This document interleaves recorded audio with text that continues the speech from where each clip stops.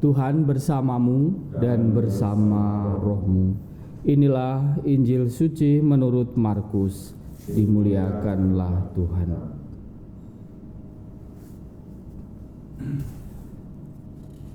Pada suatu hari Sabat, Yesus berjalan di ladang gandum, dan sementara berjalan, murid-muridnya memetik bulir gandum. Maka kata orang-orang Farisi kepada Yesus, "Lihat, mengapa mereka berbuat sesuatu yang tidak diperbolehkan pada hari Sabat?"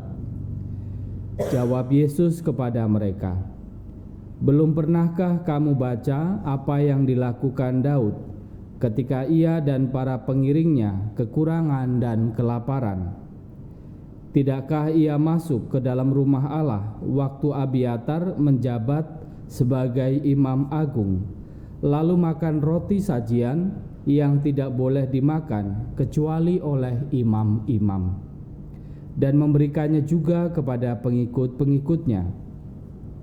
Lalu kata Yesus kepada mereka, "Hari Sabat diadakan untuk manusia, dan bukan manusia untuk hari Sabat.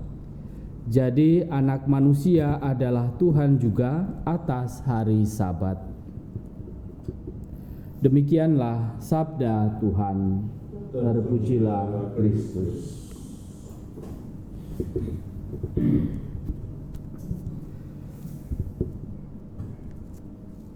Hari Sabat diadakan untuk manusia dan bukan manusia untuk hari Sabat.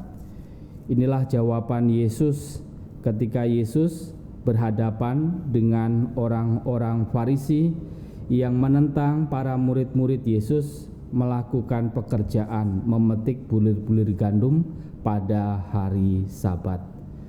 Yesus memberikan sebuah perumpamaan, memberikan sebuah contoh bagaimana dulu Daud ketika mereka kelaparan bersama para pasukannya, mereka masuk ke rumah Allah dan makan roti sajian, walaupun saat itu sebenarnya roti itu tidak boleh dimakan, tetapi toh pada akhirnya roti itu juga akhirnya dimakan.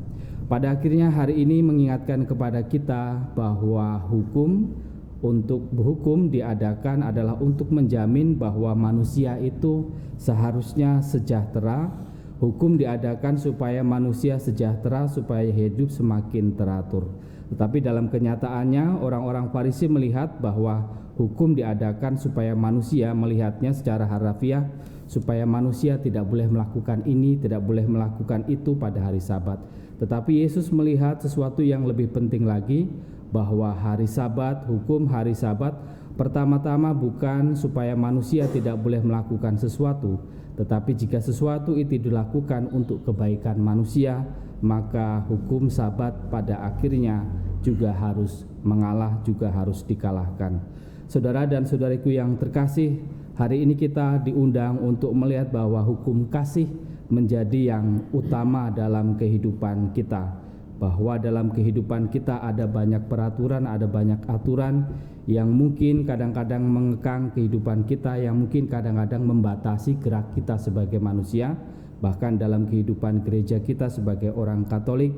Tetapi pada akhirnya kita melihat bahwa hukum pada akhirnya adalah hukum yang didasarkan untuk mengatur kesejahteraan manusia. Bagaimana hukum pada akhirnya harus dilandaskan pada kasih. Jika hukum pada akhirnya membuat manusia, pelaksanaan sebuah hukum justru membuat manusia menjadi tidak sejahtera, maka hukum itu menjadi hukum yang pada akhirnya hukum yang sangat menyengsarakan. Hari ini kita diundang bahwa kasih menjadi yang utama di antara hukum-hukum, di antara aturan-aturan yang ada di sekitar kita. Maka hari ini mari kita berdoa, mari kita memohon rahmat Tuhan untuk orang-orang yang menjadi pelaksana hukum, menjadi orang-orang yang mengatur hukum di tempat kita. Semoga saudara-saudari kita, orang-orang yang ada di sekitar kita, yang menjadi pengatur hukum di antara kita senantiasa mendasarkan hukum, pelaksanaan hukum atas kasih. Kemuliaan kepada Bapa dan Putra dan Roh Kudus, seperti pada permulaan, sekarang, selalu, dan sepanjang segala abad. Amin.